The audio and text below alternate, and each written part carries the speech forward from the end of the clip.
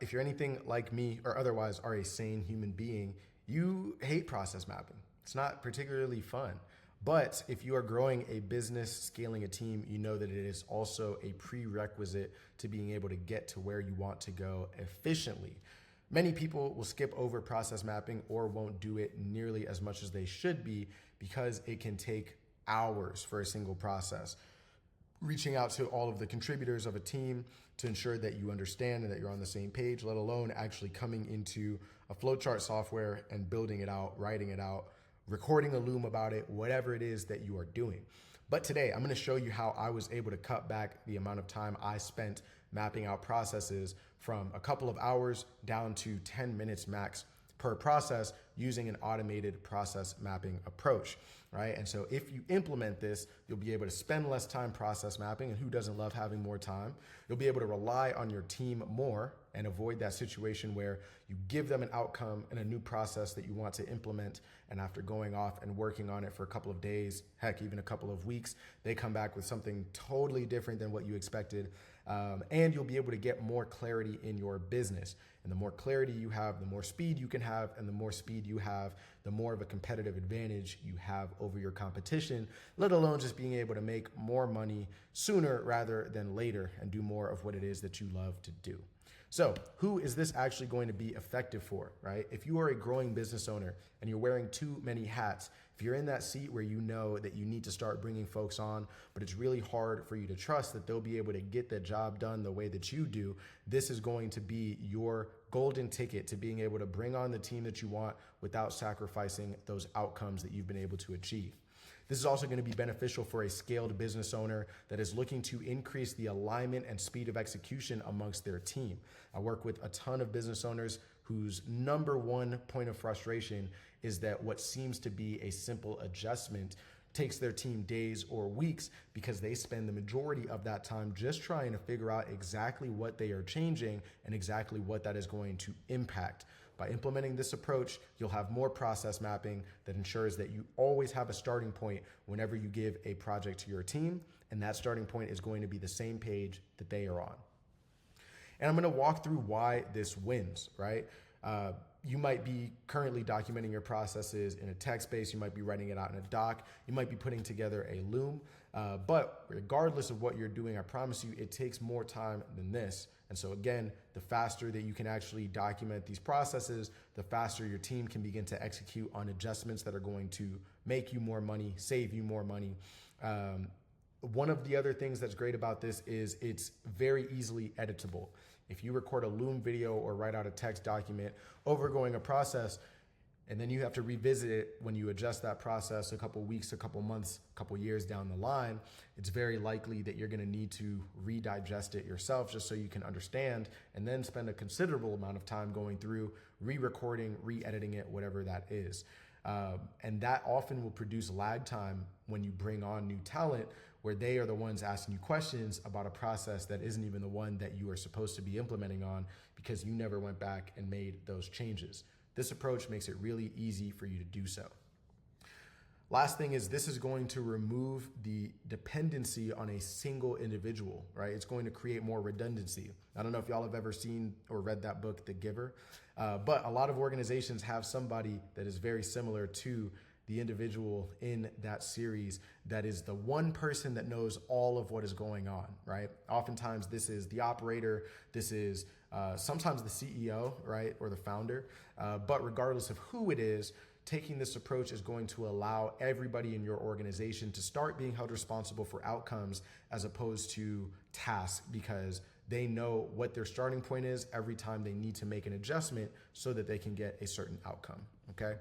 So I'm going to go ahead and walk through the process. And one thing that is cool, this entire flowchart that I'm about to be using to demonstrate this approach was actually generated by taking this approach. So I'm drinking the Kool-Aid that I'm pouring up. This is going to begin one of two ways, and one of them is very likely that you're already doing.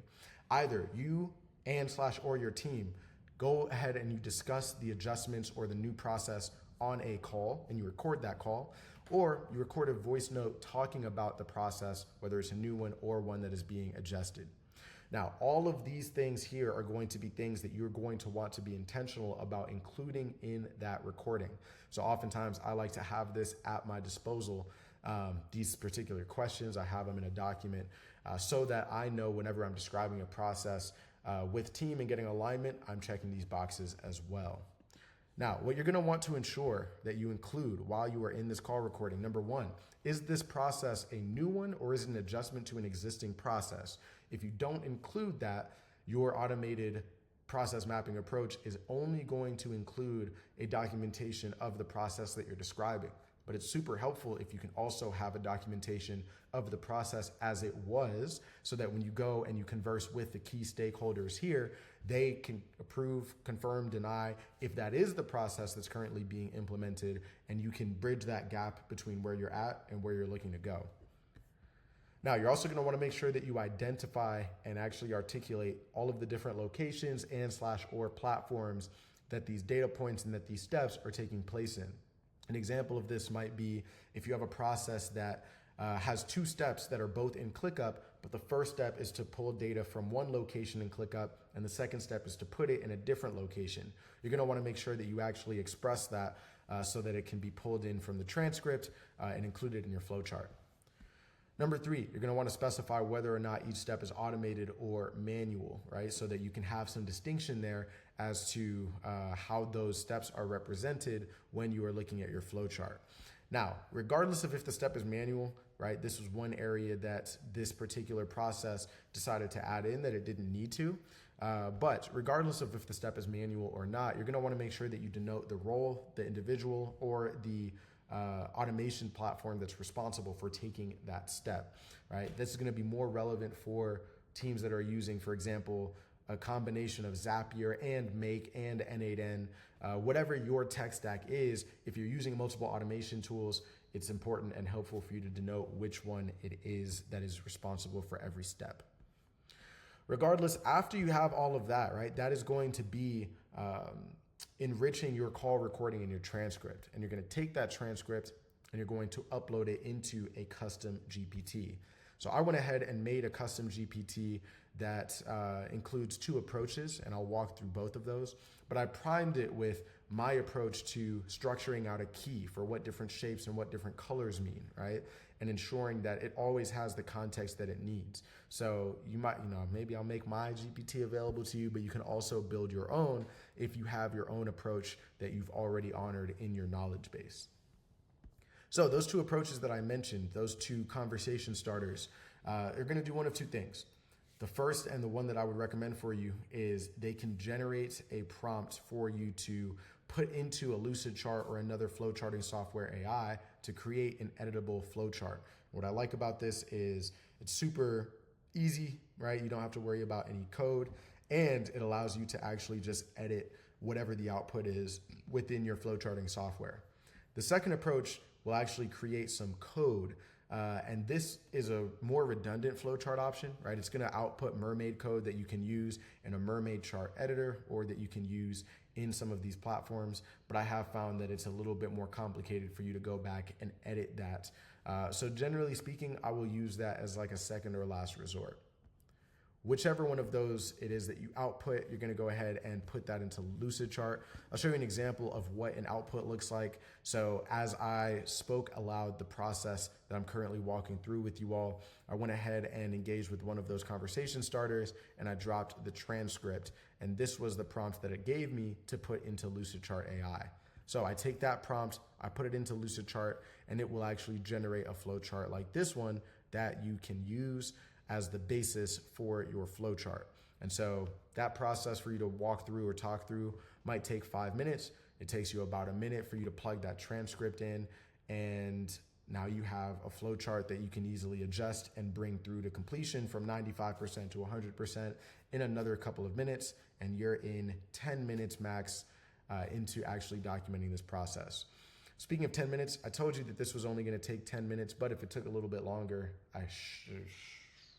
I'm sure it was worth your time.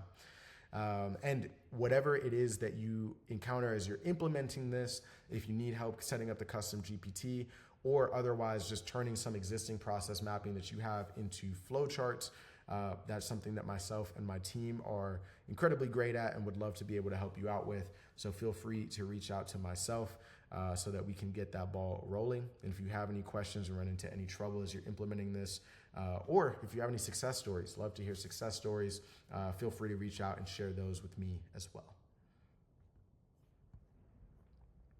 Thanks.